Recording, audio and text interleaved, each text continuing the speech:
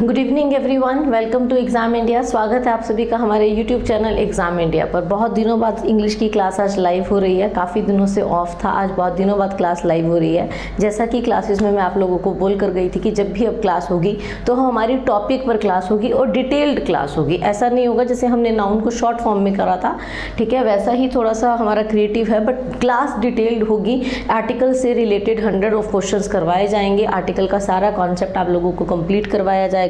बहुत सारे बच्चे ये मैसेज कर रहे थे कि मैम क्लास डिटेल वाली क्लास कब होगी, चैप्टर वाली क्लास कब होगी।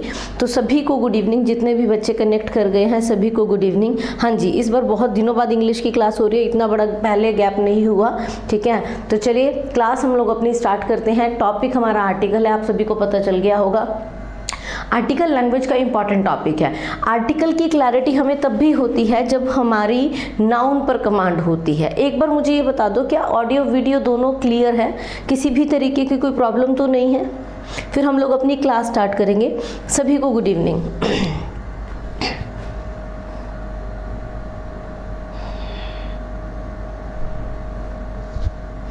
क्या आवाज़ में कोई प्रॉब्लम तो नहीं है ना? फिर हम अपनी क्लास स्टार्ट करते हैं, ठीक है। तो हम लोग बात कर रहे थे आर्टिकल टॉपिक की। जो आर्टिकल टॉपिक होता है ये लैंग्वेज का इंपॉर्टेंट टॉपिक होता है।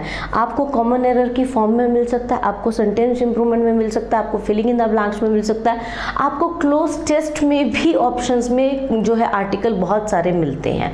तो आर्टिकल इंपॉर्टेंट होता है। अब हम आर्टिकल्स का यूज़ किस पर करते हैं, ये मेरा पहला सवाल आप लोगों से है। सभी को आंसर करना है कि हम आर्टिकल्स का यूज़ किसके लिए करते हैं, ठीक है। एवरीथिंग इज़ ओके, चलो बढ़िया है। अगर सब चीज़ सही है तो क्लास हम लोग अपनी स्टार्ट करते हैं, ठीक है। मेरा पहला सवाल आप लोगों से है कि जो आर्टिकल का यूज़ है, ठीक है, जो आर्टिकल का यूज़ है वो हम कहाँ करते हैं। चलिए सभी लोग बताइए कि जब हम किसी भी सेंटेंस में आर्टिकल मार्क करते हैं तो आर्टिकल का यूज़ कहाँ किया जाता है?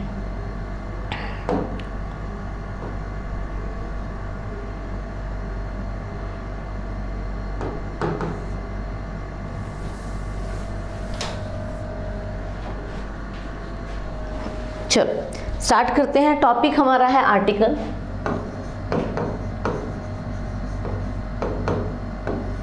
आर्टिकल्स का यूज़ किसके लिए किया जाता है? तो ध्यान रखनी है ये बात कि आर्टिकल्स का यूज़ किया जाता है नाउन्स के लिए। अगर हमारी नाउन्स पे कमांड है तो हमारी आर्टिकल्स पर भी कमांड है, ठीक है, जो वॉवल्स की साउंड्स देते हैं उनके सामने। पर बच्चे, वॉवल्स की साउंड देता कौन है? वो वॉवल और कॉन्सोनेंट्स की साउंड देते हैं हमारे नाउन। तो आर्टिकल्स का यूज़ किसके लिए किया जाता है? आर्टिकल्स का यूज़ किया जाता है नाउन के लिए। पेन की विजिबिलिटी चेक कर लेना, ये थोड़ा सा स्क्रीन का कलर आज चेंज है, तो आई एम नॉट श्योर कि कौन से पेन की विजिबिलिटी ज़्यादा बेहतर आ रही है। ब्लैक की तो नहीं आ रही, चलो इसको रखते हैं, ठीक है। तो आर्टिकल्स का यूज़ किसके लिए किया जाता है? नाउन्स के लिए। अब हमने नाउन्स का कुछ एक एरिया सॉल्व किया। हम लोगों ने नाउन के 2-3 क्लासेस की और 2-3 क्लासेस में हम लोगों ने काफ़ी सारे क्वेश्चंस किए। तो हमने उन क्लासेस में क्या बात समझी थी कि हमने नाउन को 2 कैटेगरीज में डाला था। नाउन कैसे होते हैं? या तो हमारे नाउन होते हैं काउंटेबल और या हमारे नाउन होते हैं अनकाउंटेबल। तो हमने नाउन को 2 कैटेगरीज में डाला, या तो हमारे नाउन होते हैं काउंटेबल या हमारे नाउन होते हैं अनकाउंटेबल, ठीक है। तो हमने कहा कि आर्टिकल किसके लिए यूज़ किए जाते हैं? आर्टिकल्स नाउन्स के लिए यूज़ किए जाते हैं। फिर वो नाउन काउंटेबल हो या अनकाउंटेबल हो, हम उनके साथ आर्टिकल यूज़ करते हैं। चलिए अब अगला क्वेश्चन बताइए, आर्टिकल कितनी तरह के होते हैं? आर्टिकल कितनी तरह के होते हैं? जो क्वेश्चन पूछ रही हूँ सभी ने आंसर देना है। आर्टिकल कितनी तरह के होते हैं? अपने कमेंट डिलीट क्यों कर देते हो? आर्टिकल बताओ कितनी तरह के होते हैं?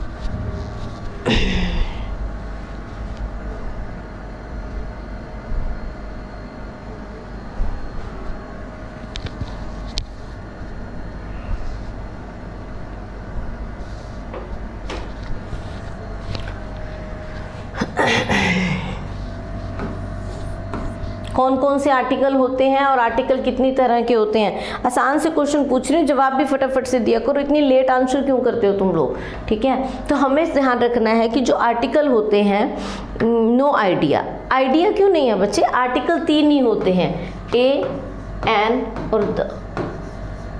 हम बचपन से तो पढ़ते आ रहे हैं, जब हम बहुत छोटे थे, ठीक है। जो पहले तो फिर भी शायद बच्चों ने लेट पढ़े होंगे, जो आज वाली जनरेशन है वो तो 4th, 5th, 6th स्टैंडर्ड में ही आर्टिकल पढ़ रही है।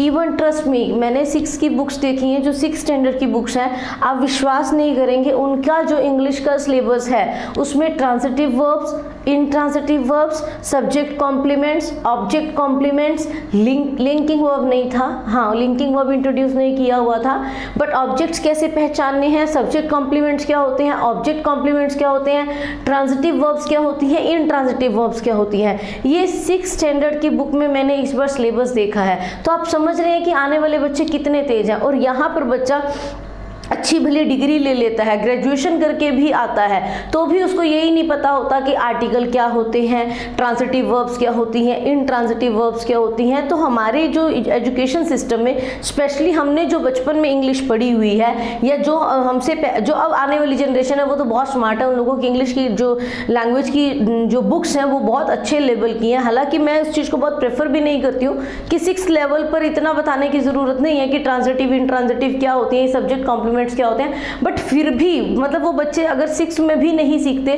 तो 7th, 8th, 9th तक उनके पास एक अच्छी नॉलेज होगी। बट जो हमसे हमारी वाली जनरेशन है तो उनके पास लैंग्वेज के नाम पर कुछ नहीं है, उन्होंने लैंग्वेज के नाम पर नाउन की definition, noun is a name of a person, place और अ थिंग, और दूसरी चीज जो उनको आती होती है कि टेंस 3 तरह का होता है, प्रेजेंट, पास्ट और फ्यूचर। अगर उनसे ये भी पूछो ना सेंटेंस कितनी तरह के होते हैं, तो भी बच्चों का यही जवाब आता है, प्रेजेंट, पास्ट और फ्यूचर, ये आता है उनको इंग्लिश के नाम पे, है ना। तो टेंस जो होते हैं ये 3 तरह के होते हैं, और वो कौन कौन से होते हैं, ए एंड द। अब जो हमने टेंस पढ़े वो 3 तरह के पढ़े, पर हमें यहाँ पर एक बात समझनी है कि हमने जो आर्टिकल है उसको 2 कैटेगरीज में बांट दिया बच्चे, ठीक है। जो आर्टिकल्स था हमने उसको 2 कैटेगरीज में डाल दिया। आर्टिकल्स या तो होते हैं डेफिनेट और या होते हैं इनडेफिनेट।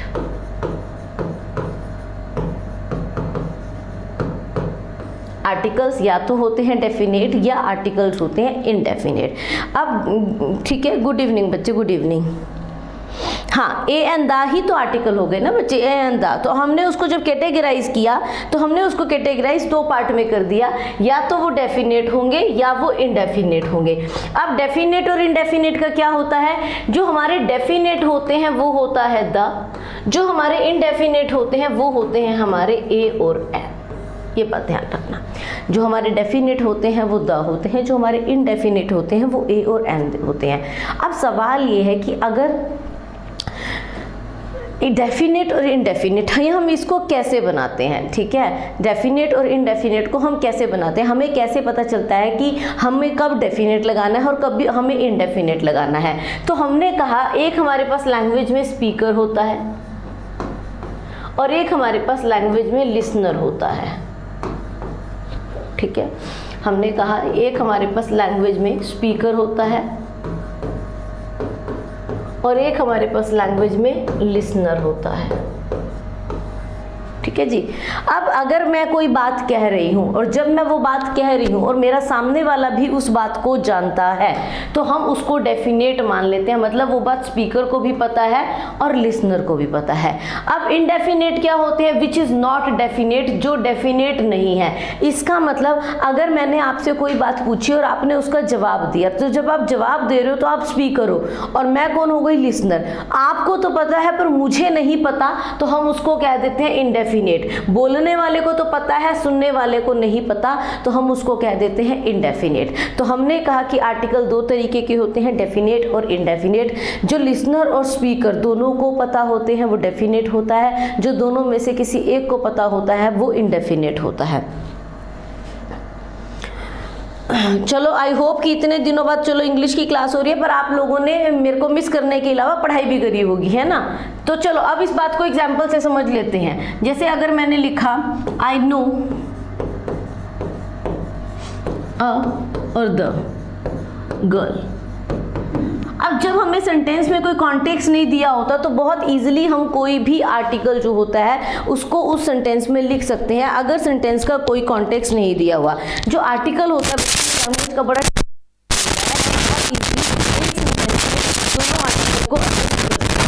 अब हमने कहा आई नो अ गर्ल और आई नो द गर्ल, इन दोनों में से कौन सा आना चाहिए, ठीक है। तो समझो इस बात को, सपोज सामने 10 लड़कियां खड़ी हैं, कुछ लड़कियां खड़ी हैं सामने, हमने कहा बहुत कुछ लड़कियां खड़ी हैं सामने। अब मैंने तुम्हें पूछा कि क्या इन लड़कियों में से किसी को जानते हो, ठीक है। सामने कुछ लड़कियां खड़ी हैं और मैंने तुमसे पूछा कि क्या इन लड़कियों में से किसी को जानते हो, तुमने कहा हाँ किसी एक को जानता हूँ। अब जो तुम किसी एक को जानते हो वो स्पीकर को तो पता है, पर वो लिसनर हाँ स्पीकर को तो पता है, पर जिसने पूछा मैं लिसनर हो गई और मुझे नहीं पता, तो हमें क्या मार्क करना पड़ेगा, आई नो अ गर्ल। अब उन सारी लड़कियों में से एक लड़की ने ब्लैक कलर का ड्रेस डाला हुआ था। अब मैंने कहा कि क्या ब्लैक ड्रेस वाली लड़की को जानते हो, अब तुमने क्या कहा, हाँ मैं उसको जानता हूँ। अब जब तुमने ब्लैक ड्रेस कहा तो मुझे भी पता था तुम ब्लैक ड्रेस वाली लड़की की बात कर रहे हो और तुम्हें भी पता था तुम ब्लैक ड्रेस वाली लड़की की बात कर रहे हो, तो हम लगा देंगे द, दोनों सही हो जाएंगे। प्रॉब्लम कहाँ होती है, जब बच्चा चाहता है कि मैम ये बता दें कि ए और द, अगर द आ गया तो ए गलत है, अगर ए आ गया तो द गलत है। ऐसे लैंग्वेज देखिए, लैंग्वेज में आर्टिकल एक ऐसा टॉपिक होता है जब वहाँ पर हम एक सेंटेंस में मल्टीपल आर्टिकल्स को लगा सकते हैं। मल्टीपल मीन्स ए और एन और द आई, ठीक है। मतलब ए और एन की जगह में से तो एक आएगा, बट एन के साथ द या ए के साथ द हम इजीली लगा सकते हैं, है ना। तो जैसे हमने ये सेंटेंस लिखा, इस सेंटेंस में अगर हम ए लगा रहे हैं तो मीनिंग अलग हो जाएगा, अगर हम द लगा रहे हैं तो मीनिंग अलग हो जाएगा। जैसे हमने लिखा डैश लायन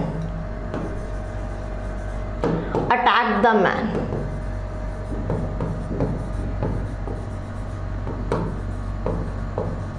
ठीक है। Dash lion attack the man. अब हमारे पास यहाँ पर दो ऑप्शन है बच्चे, अब हमारे पास दो ऑप्शन है, ए भी है और ऑप्शन में और द भी है। चलो जल्दी से बताओ कि कौन सा आना चाहिए। अब तुम लोग बताओगे, मेरे बोर्ड में एक नया कलर भी आ रखा है, तो जल्दी से बताओ अब इन दोनों में से कौन सा आर्टिकल आना चाहिए, dash lion attack the man.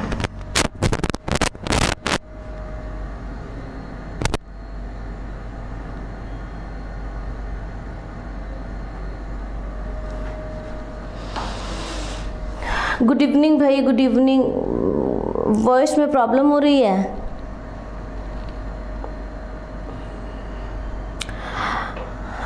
एक minute, let me check.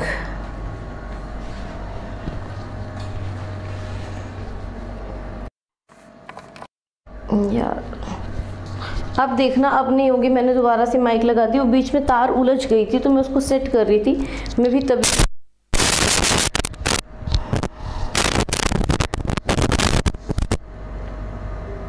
Good evening भाई, सबको गुड इवनिंग, सभी बच्चों को गुड इवनिंग, ठीक है। क्लास लाइव हो चुकी है। 6:15 बजे क्यों आ रहे हो?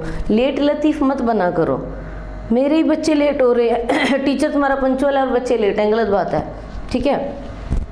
तो अब हमने फिर सेंटेंस लिखा, हमने कहा कि dash lion attack the man. अब हम क्या लिखेंगे, अब हमें ए लिखना चाहिए या द लिखना चाहिए? कर रहे हैं हम लोग भी, थोड़ा माइक वाइक ही चेंज करना पड़ेगा क्योंकि 2-3 माइक चेंज कर लिए तो प्रॉब्लम रह जा रही है और थोड़ा सा ये पैरों में अड़ जाती है वायर ना, तो शायद तभी भी दिक्कत करती है। अब देखो हमें यहाँ पर क्या करना है। अब बच्चे ए भी सही हो सकता है और द भी सही हो सकता है। जैसे कुछ बच्चे ए कह रहे हैं, कुछ बच्चे द कह रहे हैं, तो हमें ध्यान रखना है कि ए भी सही हो सकता है और द भी सही हो सकता है। पर इसमें फ़र्क क्या आएगा, कब हम ए को सही मानेंगे और कब हम द को सही मानेंगे, ये बात हमको समझनी है। देखो, अगर सपोज कोई इंसान जंगल में गया और जंगल पर उस पर किसी लायन ने अटैक किया तो हम क्या कहेंगे, the man, a lion attack the man. तो a lion attack the man, क्योंकि वहां पे हमने जो लिखा अ लायन, उसका मतलब क्या था, उसका मतलब था वन ऑफ मैनी। भैया जंगल में बहुत सारे शेर होते हैं, उसमें से किसी एक शेर ने अटैक कर दिया। मैंने कहा आई एम अ टीचर, अब जब मैंने कहा आई एम अ टीचर, तो यहाँ पर जो आई एम अ टीचर में ए है, ये यही तो बता रहा है कि बहुत सारे टीचर्स में से मैं भी एक टीचर हूँ। तो ऐसे बहुत सारे लायंस में से जंगल में किसी एक लायन ने अटैक कर दिया, ठीक है। पर अब हमने कहा कि द को किस कंडीशन में हम जस्टिफाई करेंगे, चलो ए को तो जस्टिफाई कर लिया, पर हम द को किस कंडीशन में जस्टिफाई करेंगे। जैसे सपोज कोई लायन किसी एरिया में घुस गया। अब जैसे पीछे क्या हुआ था गाजियाबाद में, इधर कोर्ट वाले एरिया में एक लेपर्ड घुस गया था। अब उस लेपर्ड से कई लोग इंजर्ड हुए। अब वहां पर लोग क्या कहेंगे, आप लोगों ने बताना है। ये अभी गाजियाबाद में एक एरिया में एक लेपर्ड घुस गया था, तो अब वहां लोग क्या कहेंगे, अ लेपर्ड और द लेपर्ड। चलो जल्दी से बताओ, a leopard attack the man और the leopard attack the man, जल्दी से बताओ। अभी हमने कहा कि गाजियाबाद में कोर्ट एरिया में एक लेपर्ड घुस गया था थोड़े टाइम पहले। अब हम वहां पर क्या कहेंगे, a leopard attack the man और the leopard attack the man.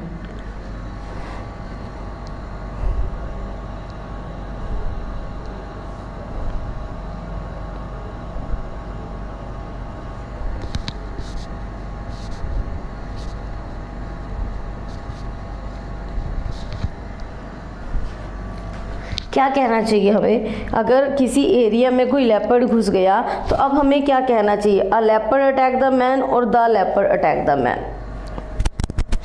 तो अब हमें कहना चाहिए द लेपर्ड, क्योंकि अब हमें पता है कि एक एरिया है उसमें एक लेपर्ड घुस गया है। अब कोई आदमी है अगर वो इंजर्ड हुआ है तो वो उस लेपर्ड ने ही किया है।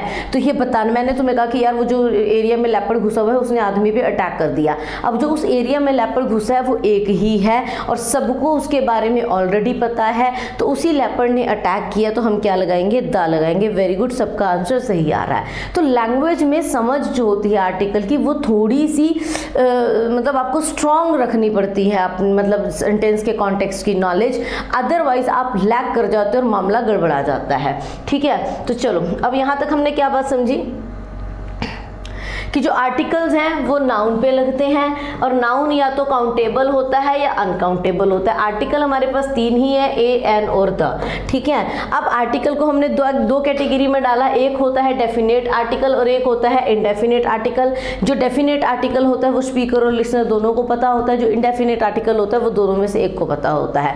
अब बहुत सारे ऐसे सेंटेंसेस होते हैं जो हम कॉमनली लैंग्वेज में यूज करते हैं, जहां पर हम इस बात पे इतना फोकस नहीं करते कि क्या दोनों को पता है, पर हम उसमें ऐड यूज कर देते हैं, द यूज कर देते हैं। जैसे अगर अभी मैं कहूं, जैसे तुम मेरे सामने बैठे हो और तुम्हारे फोन पे किसी का फोन आ रहा हो, ठीक है, या तुम्हारे फोन पे कोई मैसेज आया और मैंने तुम्हें कहा मैसेज पढ़ो, तो मैं क्या कहूंगी, रीड अ मैसेज या read the message, read the message. Pick up a call और pick up the call, pick up the call. Open the door, close the door, switch the light on, switch the fan on, switch on the TV. इन सब में जो हम the use कर रहे हैं वो द हम इसलिए यूज कर पा रहे हैं बच्चे, अगर आप अपने घर में हो और टीवी आपके सामने और आपने अपने भाई बहन को किसी को भी बोल दिया टीवी चलाना, तो कॉमन सेंस की बात है, सपोज घर में 3 टीवी भी हैं, पर आप तो वही टीवी चलाओगे ना जहां पर आप बैठे हो, तो वो स्पीकर को भी पता होगा, लिसनर को भी पता होगा। आप जिस रूम में बैठे हो, आपके घर में मेड है, आपने कहा कि भैया पंखा चला दो, अब वो किसी और कमरे का पंखा थोड़ी ना चला देंगे जाके, वो उसी कमरे का फैन ऑन करेंगे, लाइट ऑन करेंगे जिस रूम में आप बैठे हो।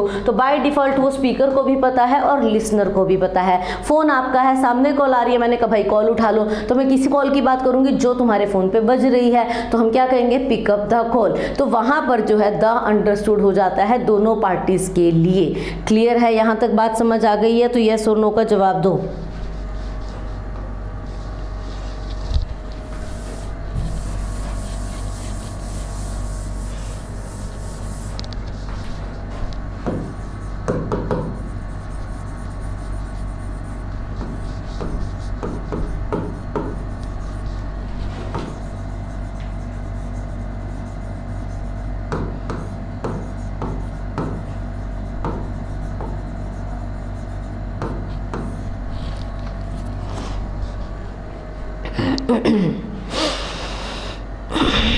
तो आई होप यहाँ तक आप लोगों को बात समझ आ गई होगी कि हम कहाँ पर किसको क्लियर हो गया। ठीक है, चलो वेरी गुड। अगर क्लियर हो गया उससे आगे चलते हैं। अब हमने क्या कहा कि जो सिंगुलर से प्लूरल होना होता है वो एट्रीब्यूट भी किसका होता है, नाउन का, और काउंटेबल से अनकाउंटेबल एट्रीब्यूट भी किसका होता है, नाउन का।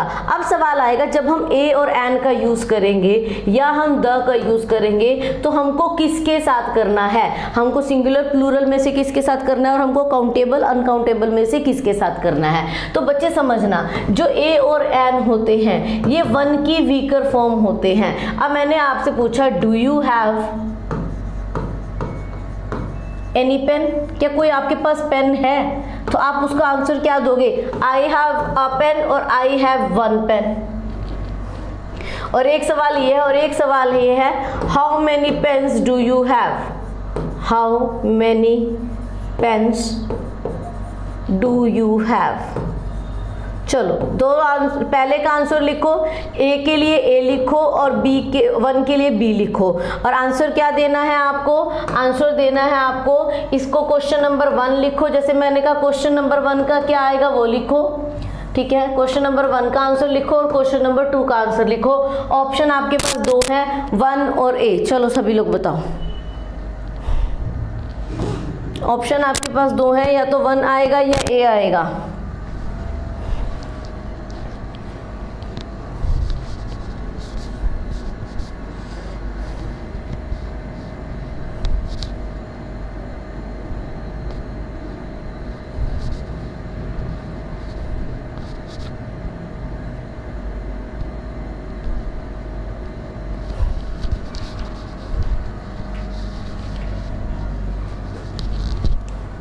आंसर आने शुरू हो गए, ठीक है। ए का ए, सेकंड का 1, to have one pen, I have one pen, second का, फर्स्ट का ए, सेकंड का 1। हाँ सही आ रहे हैं आंसर आपके। अब देखो बच्चे ध्यान देना, जब आपसे कोई पूछता है हाउ मेनी, तो हाउ मेनी का मतलब है वो आपसे नंबर जानना चाह रहा है, ठीक है। जब आपसे कोई पूछता है हाउ मेनी, तो हाउ मेनी से क्लियर है कि सामने वाला आपसे नंबर जानना चाह रहा है। अगर सामने वाला आपसे नंबर जानना चाह रहा है तो आपका आंसर नंबर में होगा। अब सामने वाला आपसे पूछ रहा है कि कोई पेन है, तो आपने कहा हाँ, अब मतलब तो इसका भी 1 है, पर यहाँ पर हम नंबर पर स्ट्रेस नहीं कर रहे, तो हम 1 की वीकर फॉर्म लिख देते हैं ए, ठीक है। तो हमें यहाँ पर 2 बातें ध्यान रखनी है। पहली बात क्या कि जब हम किसी भी सेंटेंस में ए और एन यूज करते हैं तो वो ए और एन जो होते हैं वो वीकर फॉर्म होते हैं, और वीकर फॉर्म किसकी होते हैं, 1 की। जहाँ नंबर पर स्ट्रेस देना है 1 लिखो, जहाँ वीकर फॉर्म नंबर पर उतना स्ट्रेस नहीं देना वहाँ ए और एन लिख दो। अब ऐसे ही जो द होता है, द भी वीकर फॉर्म होता है, और द वीकर फॉर्म होता है किसकी, द वीकर फॉर्म होता है दिस की और दैट की, ठीक है। द वीकर फॉर्म होता है दिस और दैट। मैंने लिखा दैट मैन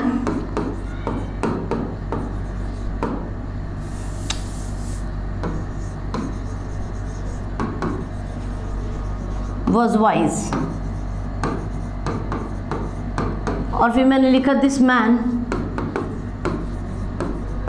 इज वाइज। तो ये जहाँ पर भी मैंने दिस और दैट लिखा, ये मैंने स्ट्रांगली पॉइंट आउट करना था, इसलिए मैंने यहाँ पर क्या लिख दिया, इसलिए मैंने यहाँ पर दिस और दैट का यूज़ कर दिया। अब मैं चाहूँ तो इन दोनों की जगह पर ही द का यूज़ कर लूँ। मैं यहाँ पर भी द मैन वॉज वाइज और यहाँ पर भी लिख दूँ द मैन इज़ वाइज, तो भी सही होगा। तो इतनी देर में क्या बात समझ आई कि 1 और ए बराबर होते हैं, ए वीक और फॉर्म होता है, ए और एन। दिस दैट द बराबर होते हैं, दिस और दैट की वीकर फॉर्म के लिए हम क्या लगा देते हैं, द। जब हमें स्ट्रांगली पॉइंट आउट करना होता है पास की चीज और दूसरी की चीज को, तो हम दिस और दैट को यूज कर लेते हैं। उसकी वीक फॉर्म को करना होता है, मतलब हमारा मकसद फोकस करना नहीं है, तो हम द का यूज कर लेते हैं। यहाँ तक क्लियर है? तो बताओ। एक्सप्लेनेशन में इंसान थक जाता है क्योंकि सामने से बच्चे नहीं होते हैं।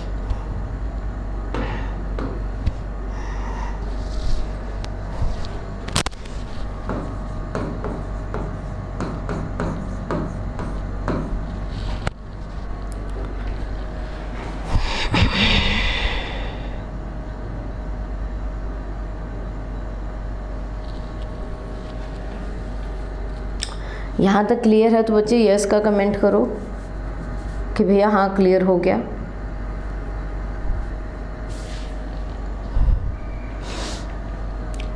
ठीक है, चलो। तो अब हमें ध्यान रखना है कि जब हम ए और एन का यूज कर रहे हैं, अब हम क्या ऐसा लिख सकते हैं, 1 बुक्स नहीं लिख सकते। हमने यहाँ 1 नंबर लिखा, हम बुक्स नहीं लिख सकते, इसलिए अगर हम लिखें अ बुक्स तो ये गलत।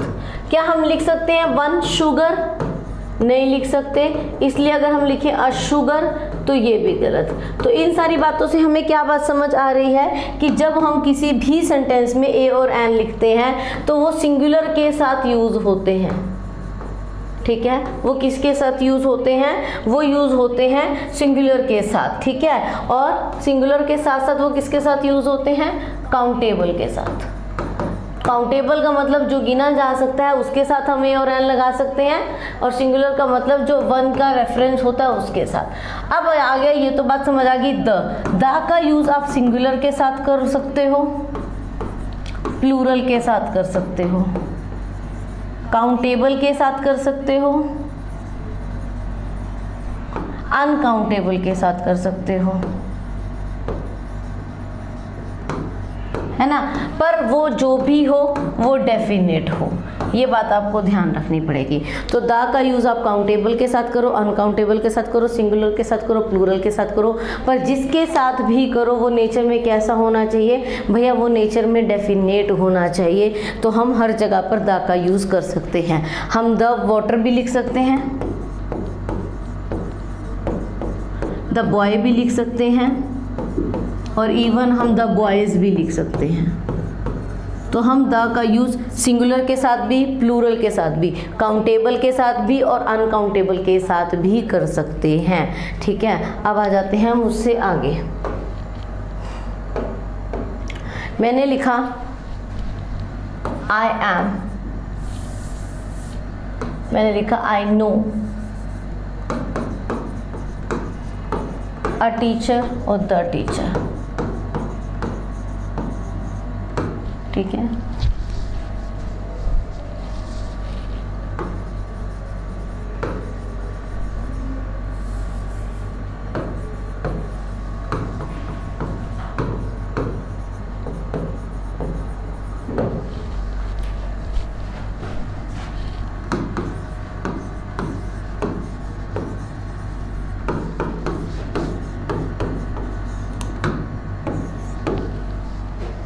चलो 2 ऑप्शन आ गए आपके पास, 2 क्वेश्चन आ गए, आपको ऑप्शन बताने हैं, जल्दी से बताइए।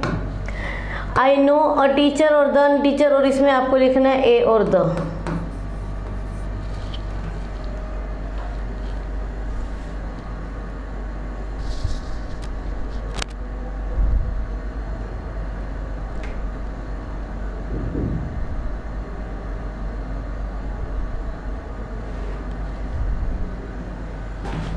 पहले वाले में बताओ, आई नो अ टीचर और I know the teacher.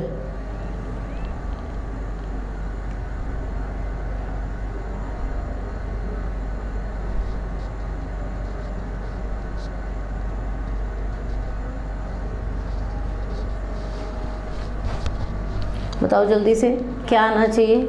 I know a teacher, A the और द। अब देखो गड़बड़ कर दी। अब गड़बड़ क्यों कर दी भैया, आप समझो। हमने कहा आई नो, अगर ये सेंटेंस इतना ही होता तो आई नो अ टीचर को भी हम क्यों एक्सप्लेनेशन देकर जस्टिफाई कर दे, और द टीचर को भी जस्टिफाई कर देते। अब हमने ये जो टीचर था हमारा बच्चे, ये टीचर हमारा नाउन था। अब इस नाउन को डिफाइन करने के लिए हमने ये पूरी की पूरी बात लिख दी, which teacher, who helped you there. जब आप नाउन को डिफाइन कर देते हो, जब हम कोई नाउन लिखें और हम उस नाउन को डिफाइन कर दें, अब वो डिफाइन किससे करें, with the help of phrase और क्लॉज। तो जब कोई नाउन फ्रेज और हेल्प की क्लॉज की हेल्प से डिफाइन हो जाता है तो वो डेफिनेट बन जाता है, फिर हम वहाँ पर ए नहीं लगा सकते। तो हम फिर वो वहाँ पर ए नहीं लगा सकते, तो यहाँ पर क्या आएगा, द आएगा। अब हमने कहा आई लॉस्ट अ की और आई लॉस्ट द की। अगर आपके पास एक ही चाबी आपने खो दी, द आएगा। अगर आपके पास बहुत सारी थी उसमें से आपने एक खो दी, ए आएगा। अब जब ये सेंटेंस जनरल आ जाए तो बेहतर होता है हम इसमें ए लगा दें, आई लॉस्ट अ की। या हम जनरली जब हम ए और द में कंफ्यूज होते हैं तो हम पोजेसिव डिटर्मिनर लगा देते हैं, आई लॉस्ट माई की। माई की भी सही हो जाता है। पर अगर मैं इसको आगे थोड़ा सा लिख दूं, ऑफ दिस लॉक, अब हम क्या करेंगे, अब की, विच की ऑफ दिस लोग, ये डिफाइन किसको कर रहा है, की को कर रहा है। अब ए गलत हो जाएगा, अब सही क्या हो जाएगा, अब सही हो जाएगा हमारा द। तो यहाँ तक बात समझ आ गई, ठीक है। तो हम किस तरीके से पहचानते हैं कि सेंटेंस के कॉन्टेक्स्ट के अकॉर्डिंग हमारे को आर्टिकल लगाना पड़ता है, अदरवाइज आर्टिकल एक सेंटेंस में दोनों लगाए जा सकते हैं। अब उससे आगे की बात कर लेते हैं। अब मैं एक स्टोरी सी लिख रही हूँ, आप लोगों को आर्टिकल मार्क करने हैं, ठीक है।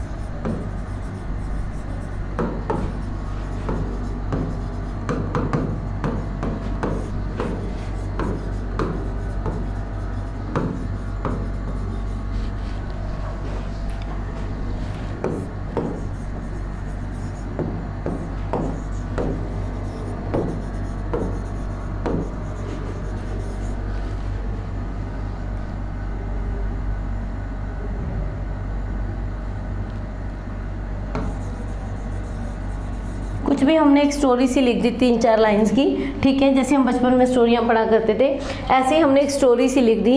अब आपके पास ऑप्शन वही है आर्टिकल के, अब आपको इसको बच्चे फिल करना है, ए, एन और द। चलो जल्दी से फिल करो, ऑप्शंस वही हैं आपके पास, ए, एन और द।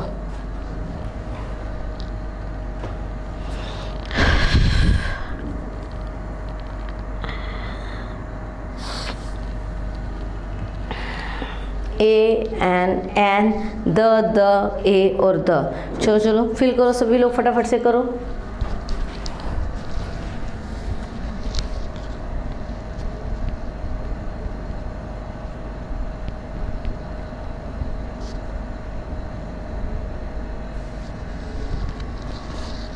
ठीक है, अब हमने, हमारे पास ऑप्शन वही है, ए, एन और the.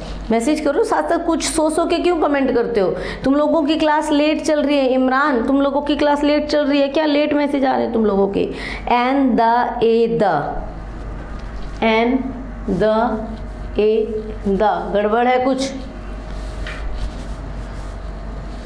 An, the, a, the, an, the, a, the. हाँ ठीक है, तो अब थोड़ा सा ठीक आ रहा है। अब देखो मैं समझा देती हूँ। अब हमने कहा कि वो बात जो स्पीकर और लिसनर दोनों को पता होती है, हम उसके साथ द लगाते हैं। अगर मैं आप लोगों को कहानी सुनाऊं और मैं कहूँ एक बूढ़ा आदमी था, तो उस बूढ़े आदमी के बारे में मैं बोल रही हूँ, मैं जानती हूँ, तुम सुन रहे हो, तुम नहीं जानते, तो वहाँ पर क्या आ जाएगा, ए और एन में से कि ये ओल्ड है, तो ओल्ड के साथ हमको एन लगाना है। ठीक है, ये ओल्ड है और ओल्ड के साथ हमको एन लगाना है। अब उसी ओल्ड मैन की बात दोबारा हो रही है। अब आपको भी पता है कौन सा बूढ़ा आदमी और मुझे भी पता है कौन सा बूढ़ा आदमी, तो हम क्या लगा देंगे, द लगा देंगे।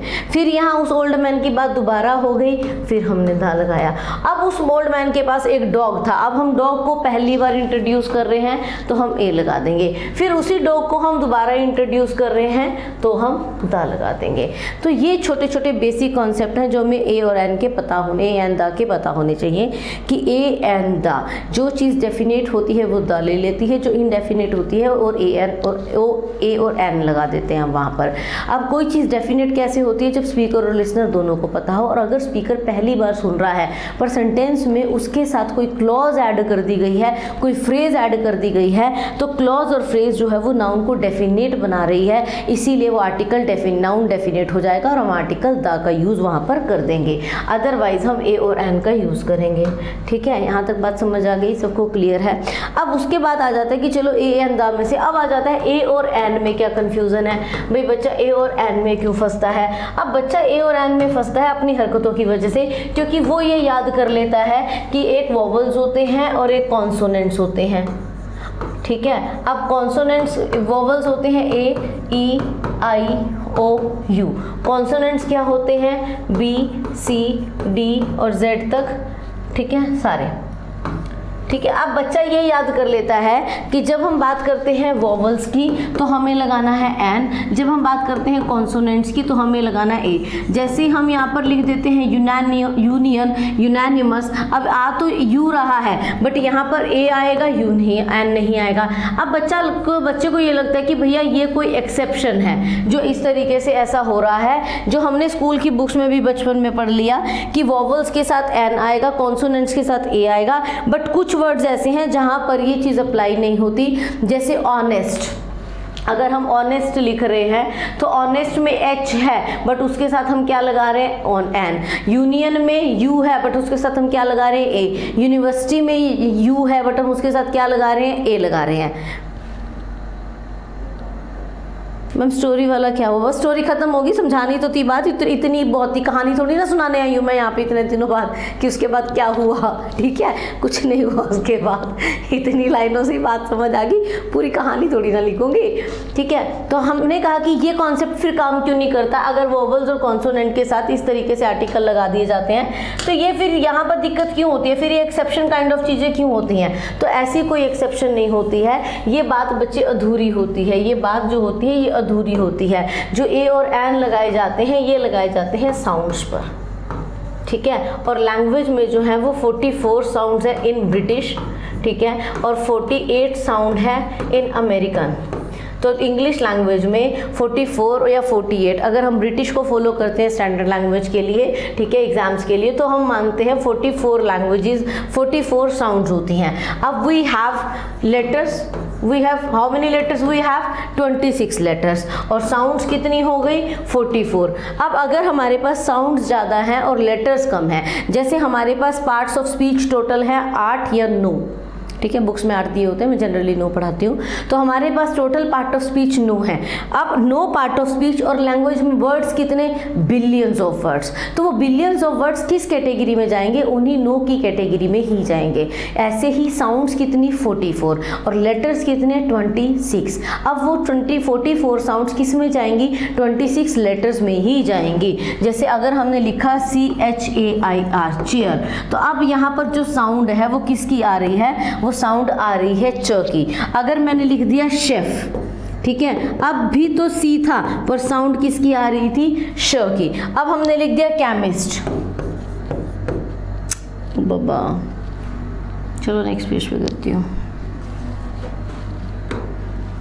ठीक है, हमने लिखा शेफ, अब सी था, साउंड किसकी थी, श की। अब हमने लिखा केमिस्ट, सी था, साउंड किसकी थी, क की। हमने लिखा, क्या लिखा था, चेयर, अब सी था, साउंड किसकी थी, च की।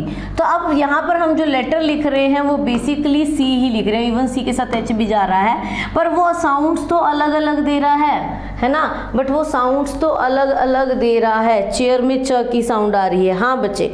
तो अब जो हम कहें कि हम सी के साथ क्या लगाएं, तो अगर सी के साथ हमने याद कर रखे तो सी के साथ हम ये लगा रहे हैं, पर हमें साउंड भी देखनी पड़ेगी कि किसकी साउंड आ रही है। जैसे बच्चे हमने लिखा स्कूल, अब जब हम स्कूल लिख रहे हैं तो यहाँ पर साउंड आ रही है स की। अब जब हम स्कूल लिख रहे हैं तो हम इसलिए इसके साथ क्या लगा देते हैं, ए। पर अगर मैं लिख दूं SHO तो अब ये साउंड है एस की।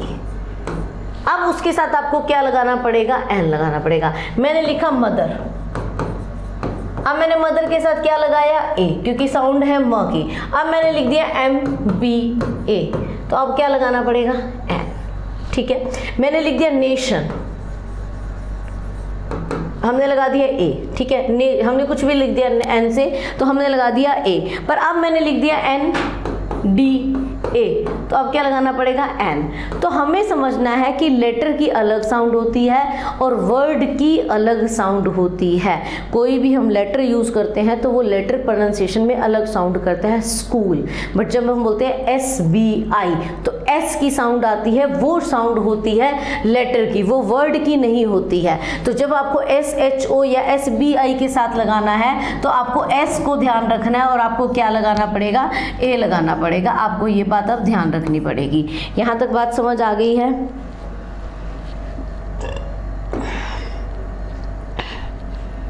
ठीक है, तो हमें ध्यान रखना है बच्चे कि जो लेटर है उसकी साउंड अलग होती है, जो वर्ड है उसकी साउंड अलग होती है। लेटर है एस तो हम इसको ऐसे पढ़ेंगे, और वर्ड है स्कूल तो हम इसको कैसे पढ़ेंगे, तो हम इसको ऐसे पढ़ेंगे। इस बात को हमें ध्यान रखना है। और जो ए और एन होते हैं ये साउंड्स पर आते हैं।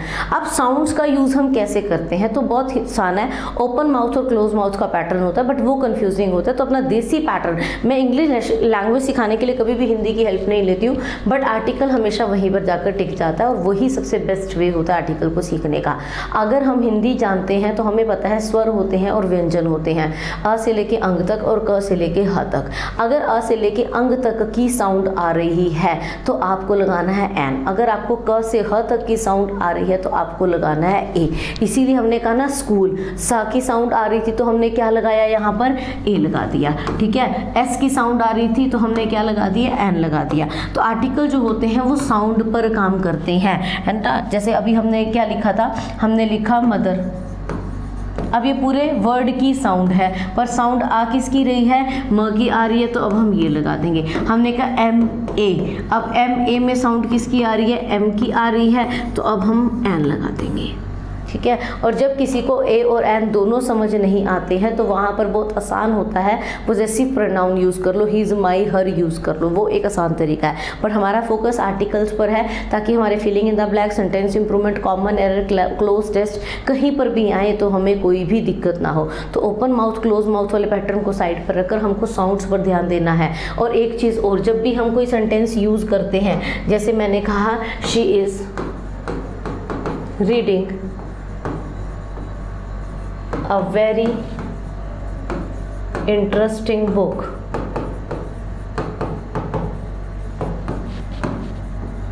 तो हमने यहाँ लिखा book noun. What kind of book? Interesting adjective. How much interesting? Very interesting adverb. अब हमें यहाँ पर एक बात और ध्यान देनी है कि बच्चे हम जो ये आर्टिकल यूज़ करते हैं, ये आर्टिकल जो है ये यूज़ हो रहा है बुक के लिए, ठीक है, और सेंटेंस में प्लेसिंग लेता है वो सबसे पहले।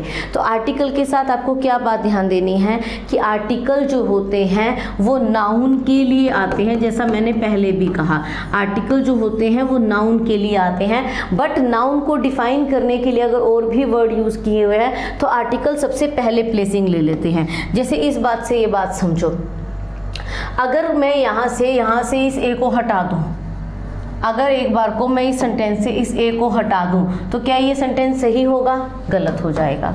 ठीक है, तो ये गलत हो जाएगा। अब एक बार को मैं इस सेंटेंस से बुक को हटा दूँ तो क्या ये सेंटेंस सही हो जाएगा, तो भी ये सेंटेंस गलत हो जाएगा, क्योंकि आर्टिकल लिखा हुआ है तो बुक आएगा ही आएगा। ठीक है, तो भी ये गलत हो जाएगा। अब एक बार मैं दोनों चीज़ें कर लूँ, ठीक है, अब एक बार को मैं इस सेंटेंस से वेरी भी हटा दूँ और इंटरेस्टिंग भी हटा दूँ, she is reading a book सही हो जाएगा। तो जब हम कोई नाउन लिखते हैं तो उसको डिफाइन करने के लिए हमें कोई ना कोई आर्टिकल भी लिखना पड़ता है। She is reading what, she is reading a very interesting book. तो नाउन के लिए एडजेक्टिव, एडजेक्टिव के लिए एडवर्ब, बट ये आर्टिकल किसके लिए है, ये नाउन के लिए है। अब ध्यान देना, ये नाउन के लिए आ रहा है, पर जब ये साउंड लेगा तो अपने साथ वाले वर्ड की लेगा, है ना। तो अगर ये साउंड लेगा तो ये किसकी लेगा, अपने साथ वाले वर्ड की। अगर वेरी हटा दे तो इंटरेस्टिंग आ जाएगा, इंटरेस्टिंग के अकॉर्डिंग, ठीक है, एन लग जाएगा। अगर हम वेरी हटा दें तो इंटरेस्टिंग आ जाएगा, इंटरेस्टिंग के अकॉर्डिंग एन लग जाएगा। अगर वेरी लिखा है तो व की साउंड है तो हम क्या लगा देंगे, ए लगा देंगे। तो इतनी देर से हमने छोटी छोटी कई बातें समझ ली, एक बार सारा रिवाइज कर लेते हैं। देखो किसी को कोई डाउट है तो बच्चे पहले बता दो मुझे, किसी को कोई डाउट है?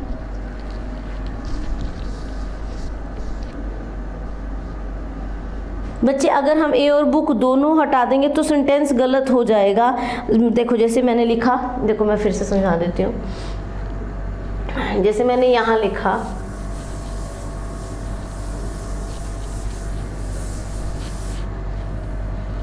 मैंने लिखा he is a very honest man,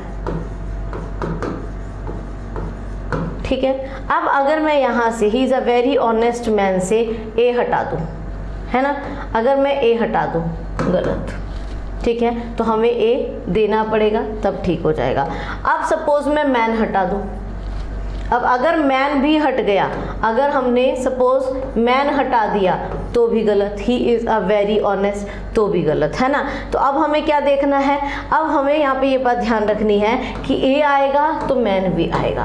अब आपने सवाल किया कि मैम अगर दोनों हटा दें, तो वो बच्चे उस सेंटेंस में नहीं हट सकते थे, बट इस सेंटेंस में आप दोनों हटा सकते हो। लो, हमने ये भी हटा दिया और ये भी हटा दिया। ही इज़ वेरी ऑनेस्ट, ये सही हो गया, ठीक है, ही इज़ वेरी ऑनेस्ट, ये सही हो गया। तो अगर आपको ए लिखना है तो आपको मैन लिखना पड़ेगा, अगर आपको मैन लिखना है तो आपको ए लिखना पड़ेगा आर्टिकल, ठीक है। उस वाले में नहीं हो सकता था क्योंकि वहां पे वर्ब एक्शन वाली है रीडिंग। अब रीडिंग क्या कर रहे हो तो बताना पड़ेगा। He is reading very interesting what, तो उस वर्ब को ऑब्जेक्ट की ज़रूरत है तो वो ऑब्जेक्ट आपको देना पड़ेगा। तो वहां पर ए और बुक दोनों नहीं हटा सकते, बट जैसे कि ये सेंटेंस है यहाँ पर आप हटा सकते हो। यहाँ से आप ए हटा दो और ए हटाओगे तो मैन भी हटा दोगे, तो ही इज़ वेरी ऑनेस्ट ये अपने आप में कंप्लीट मीनिंग दे सकता है, ठीक है।